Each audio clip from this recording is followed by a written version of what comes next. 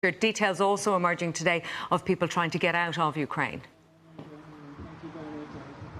Yes, very much so, Colette. Obviously, there has been an appeal from the Department of Foreign Affairs dating before the invasion of Ukraine for Irish citizens to leave the country. The Foreign Affairs Minister, Simon Coveney, estimating around 70 or 80 Irish citizens are still in Ukraine. Some of them live in Ukraine. They want to stay in their homes with their families. But others, including a small number of Irish medical students, are trying still to leave. I was speaking earlier on to one of those medical students who's based in the city of Sumy, which is very much in the east of Ukraine. It's been the scene of some of the heaviest fighting between the Russian forces and Ukrainian defenders in recent days.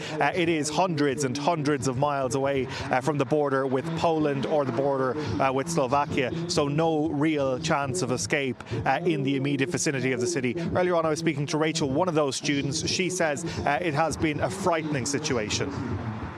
I've been trying to stay calm, but we've had to stay in our bunker quite often. Yesterday we were there twice, and the way we go down is we're called down. You'll get a knock on the door and someone saying, okay, pack all your stuff, we're going down to the bunker, because we've heard stuff.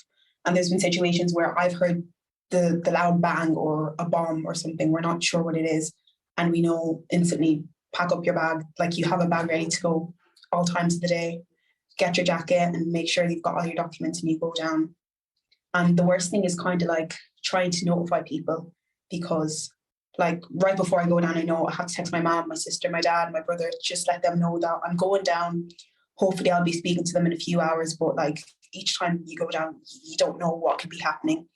Like sometimes we'd go up just to make phone calls. I remember vividly 2 days ago going up to make a phone call and hearing gunshots and saying, okay, we have to go right back down again, because it's just anything can happen. Well, the Department of Foreign Affairs has been made aware of that situation. Rachel and her family very much appealing to the Minister for Foreign Affairs to try and intervene, try and somehow get an emergency evacuation of those students from eastern Ukraine. But as you can see behind me, Colette, protests are continuing at the Russian embassy. You have a crowd of around 100 protesters currently outside the embassy. Earlier on, Ukrainian members of the Ukrainian community here in Dublin gathered at the Chinese embassy, asking for the Chinese government to put pressure on Russia to end its invasion of Ukraine. I never could believe that my parents will hide in a bomb shelter and they would be a refugee, they would be hiding from the war. All my family is in Ukraine. I came here just 2 years ago.